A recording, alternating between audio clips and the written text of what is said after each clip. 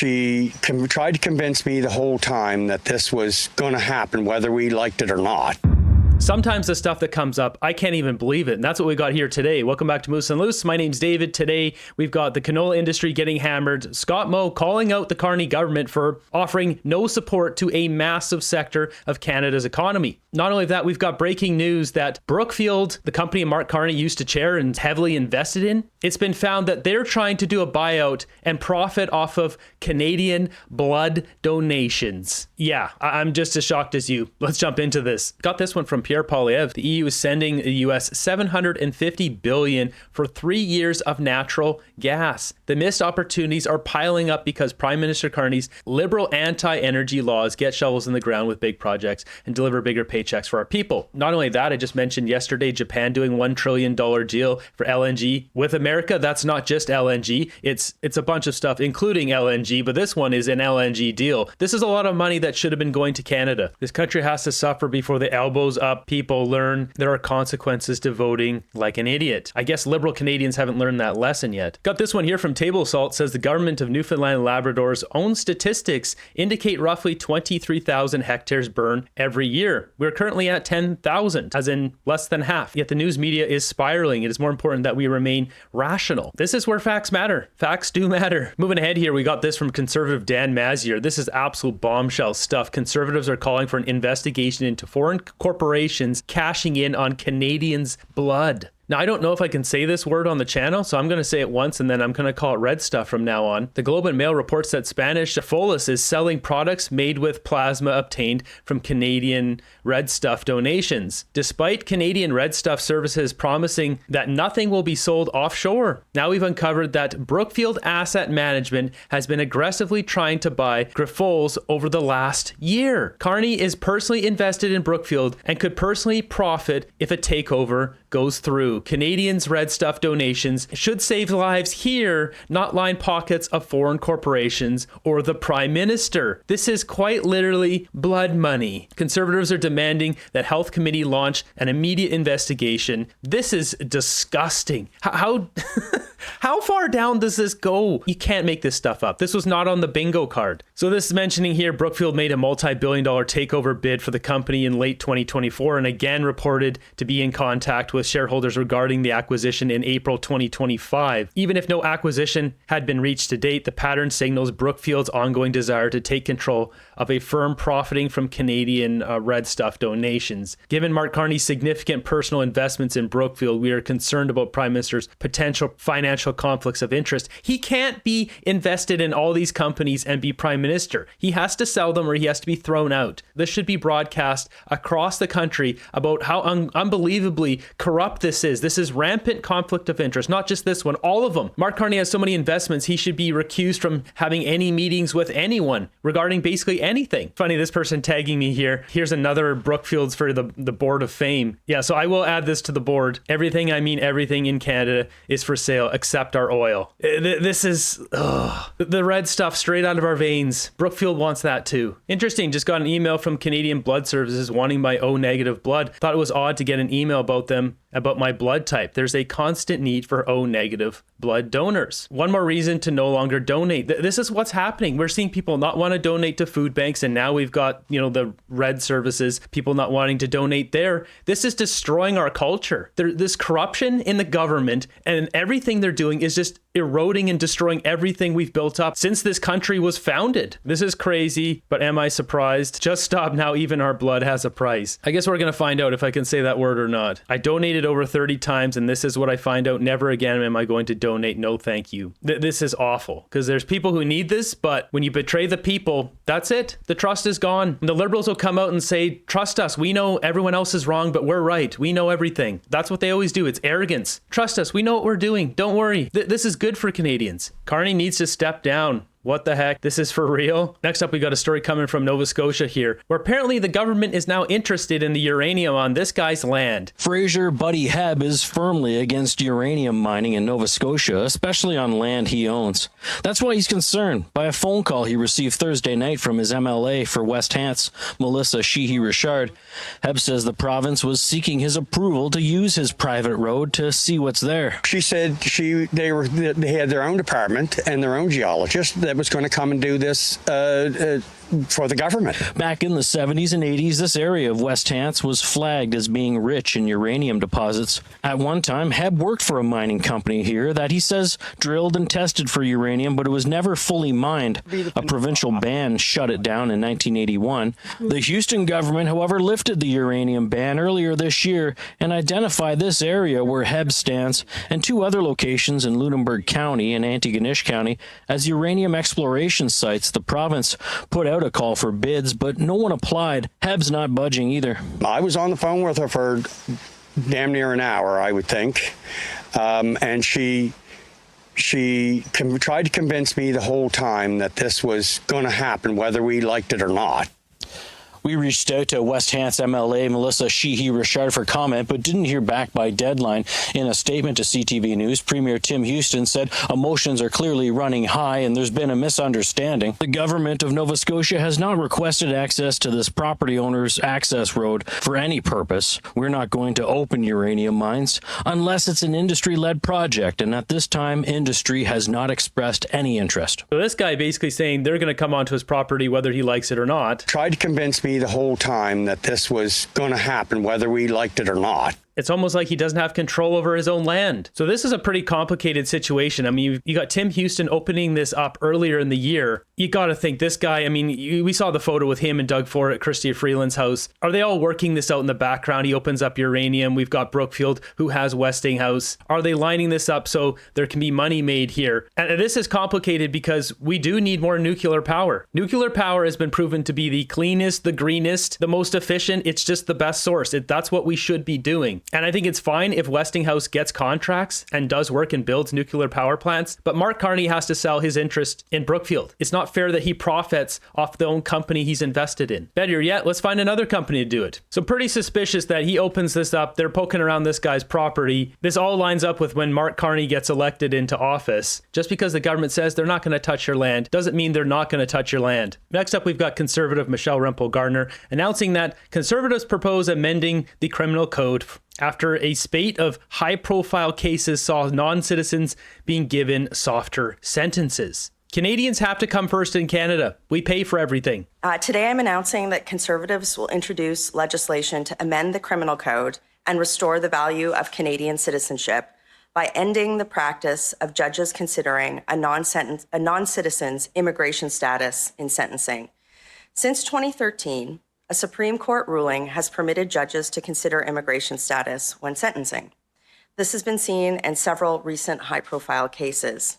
For example, a permanent resident received a conditional sentence after being convicted of trying to purchase sexual services from a 15-year-old, as a stronger penalty would have hindered him and his wife from obtaining Canadian citizenship. Another non-citizen in Canada on Why would we want someone like that in our country? Deport immediately. a visitor's permit was convicted twice of groping an 18-year-old woman's genitals at a bar, yet received a discharge to avoid a permanent criminal record and to allow for an appeal of their deportation. Immediate deportation or 10 years in jail, hard manual labor. Something has to happen. Not, oh, we'll give you a lighter sentence because you don't want to hurt your record. Oh, what? Anyone seeking residence or citizenship in Canada has responsibilities as well as rights. When it comes to sentencing non-citizens, Canada has essentially adopted a form of two-tier justice where judges can and have given lighter sentences to individuals who are non-citizens by virtue of this ruling. These judges are traitors to Canada. Like, let's just call it as it is. You have such heinous things happening and they give lighter sentences because these people are from overseas and it'll hurt their chances of becoming a Canadian citizen? Like, what the heck? This offends all principles of fairness that should be foundational to our justice system. This is why, once the House of Commons resumes this fall, Conservatives will introduce legislation to amend the criminal code to rectify this issue. Our bill will add a section after Section 718.202 of the Criminal Code, which will expressly outline that any potential impact of a sentence on the immigration status of a convicted non-citizen offender or that of their family members should not be taken into consideration by a judge when issuing a sentence. The Liberals have put in this system just the way they like it, where it favors non-citizens. Everything is for the non-citizens. Canadians pay for everything, but it's all for the people they're bringing in. Background checks, don't need those anymore. Bring in all the goblins and goons. Let's get as much crime in this country as possible. Non-citizens who commit crime should be sent home immediately. It depends on the crime. Those guys who drag that father under the car, no. They don't get to go home. They have to go into a facility where they work their butts off for the next 40 years and they pay to the family, to the wife, the mother, who doesn't have that father figure anymore. They have to pay for their sins against us. They don't get to just go home and be free of responsibility what they did. There's a guy in the comment section here, look at this, making these photos with these people, just one after the other. With the addition of the new canola tariffs on canola seed, 75% from China, there's starting to be some talk about this in the media. Mark Carney hasn't put any countermeasures. He hasn't helped out the industry, basically neglected the situation because he's not going to negotiate with China. He doesn't want to rock the boat there with his good business buddy, Xi Jinping. Got this post saying the number of people who work in the Canadian automotive industry, 177,000. Number of people in canola industry, 200,000. Liberals bending over backwards to protect autos from tariffs, including slapping 100% tariff on Chinese EVs when Canada doesn't even build any EVs. You have a whole bunch of companies that went bust and broke building parts for EVs. They're tariffing Chinese EVs and destroying our own canola industry. As this guy mentions, help the agriculture zip. Why? Because Canada's automotive industry is centralized in Ontario while canola industry is centralized in the prairies. And the Liberals do not care about Western Canadians. In 2024, Canada exported $5 billion of canola to China. To justify its actions, China said that after conducting an investigation, it found that Canada was providing its farmers with unfair subsidies. This escalation has its roots in the former Liberal government's decision to impose tariffs on electric vehicles. We will be introducing a 100% tariff on Chinese-made electric vehicles. The previous government in Ottawa had done this to align its policy on China with that of Washington, but we didn't get any brownie points. The canola industry generates more than $40 billion annually and employs 200,000 people. Saskatchewan's premier says that's bigger than the steel, aluminum, and auto industry combined. Canola producers hit with these Chinese tariffs, I would say that they deserve the same attention by our federal government and our prime minister as we're seeing in other industries. Carney doesn't care, though. He's not going to rock the boat with Xi Jinping. That's the problem. Xi Jinping and the CCP helped campaign for Mark Carney. This is not speculation. This is fact. This happened. So he's not going to rock the boat with the same group that he's making a lot of money with, the same people that supported him in the election. Chinese EVs are so far ahead of North American EVs, it's not even funny. That's why the Liberals tariff them at 100% to protect the $50 billion they invested in EV batteries that will be obsolete in a year. And it was those tariffs that led China hitting canola. China has dumped so much money into the EV industry. Their stuff is really advanced. They have chairs you can sit in the back seat of a vehicle that will rotate so it's easier for you to get in the chair, and then the chair will move and rotate it into position to sit in the vehicle. Just ridiculous stuff like that. They're trying to copy Elon Musk's autopilot, and the Tesla autopilot is still superior. Basically, all other stuff with these Chinese EVs is so much more advanced, as this guy says, than anything we have coming out of Canada. And with that, we've got Wob Canoe coming out. Chinese tariffs cost Western Canadian farmers about $1 billion alone today, and more losses expected tomorrow. I stand united with our Western producers, yada yada. This is decimating Western Canada's economy here, and Mark Carney does nothing. The needed money will come from the equity in your home. Ooh.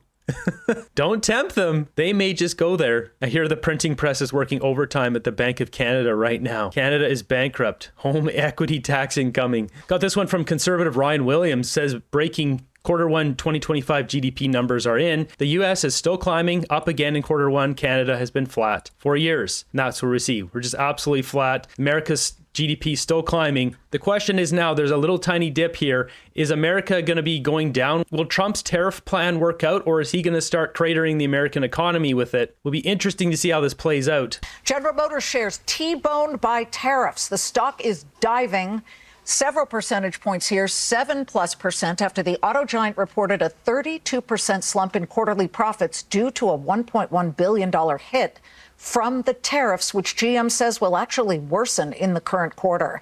Big gamble. What's going to happen? So this is an interesting graph showing the huge bump it got, and now it's going back down. But if we look at that, that is just from today. So we go 1 year, we can see that the market has gone down, and actually it's going back up right now. So in the short term, GM's kind of getting hammered, but how will this play out? I don't know. Moving ahead here, CBC Watcher with this one. We've got, once again, as always, Kate Harrison dropping a truth bomb on the CBC. Assuming that Pierre Poilievre wins the by-election, are you anticipating a different tone that Pierre Poilievre took with Justin Trudeau versus Mark Carney when it comes to the Canada-U.S. relations, when it comes to trying to reach a trade deal? Are you expecting there to be perhaps a different tone there, because these are two very different relationships? Yeah, I think that that's already been signaled in some ways. You know, you saw the federal Conservatives back some of the proposals that the Liberals put forward in the brief time that we were in the House. But I don't expect the role of the official opposition to change fundamentally. They are there to hold the government to account. They are there to point out some of the realities that we face on tariffs and trade. I also think that they're doing a good and important job of reminding Canadians of the many other issues that are on the table. And, you know, I would expect that the Premier, when he sits down with the Prime Minister next week, is not hopefully talking just about trade and tariffs. Hopefully he's talking about housing starts being abysmal per the reporting that just happened before. Hopefully he's talking about youth unemployment being at a 25-year high. Hopefully he's talking about the lines at food banks being increasingly long. Like, there are many other systemic issues in this country that Canadians are grappling with, that they were grappling with before the tariff trade dispute, that they're continuing to grapple with now. And so I would expect that the Premier of Ontario is bringing that forward to the Prime Minister, and the official opposition certainly will come the fall session. Doug Ford's not going to remind Carney of anything. Doug Ford is good friends with Mark Carney. His good buddy. They're going to hang out in Muskoka, have a glass of wine. Is Doug Ford going to bring up this V-word crime rate in Canada from 2002 to 2023? This being the inflection point of the Liberals winning, Justin Trudeau getting into power. It's only got worse. With all the crime going on in Canada, what do we see coming from the Vancouver Police today? This is so tone deaf. So these lots of guys that are running. Hey, bud. Hey, excuse me. Excuse me. Hi, it's the police. How are you? A lot of the Japanese don't realize they're supposed to only step off when it's that. Yeah. When they start the running thing. Yeah. So next time, just wait for the light for me, okay? Okay. Hey, how you doing? Hi, it's Vancouver Police. I'm just doing some education. You stepped off when we were here, when the numbers were going onto the street. Buzz off. This is so dumb. Go catch some criminals. We literally have R-word people running around the streets, attacking women, foreigners dragging fathers under their cars and ending them, and these guys are educating people about crossing the street. Go do your job. This is disgraceful. So it's for your safety, but it's also to keep the traffic moving, and cars can't turn because they're waiting for you. And it's on every sign. It's on every pole. Okay. You already know, because I can tell you're laughing. We're just trying to keep you safe. Nobody's in trouble. They're laughing because this is dumb. You guys need to go catch the gangsters that are taking people out. Thank you. Enjoy your stay. Okay. You have dinosaurs? And I get it. Even if they catch the gangsters, they can't charge them because the Liberals. Then maybe they should be protesting the government to change the laws. They should do something other than this. Yeah. You know what I mean? Fair enough. Thanks for your comment. Appreciate it. Have a great day. This is the dumbest use of police force ever. The guy who got paid to tell people how to cross the street, what a waste of time and energy. The difference is regular people are likely to comply, while the street candy addicts and car thieves don't. I've seen you guys go through an entire ticket book in just 1 hour just handing out these jaywalking tickets.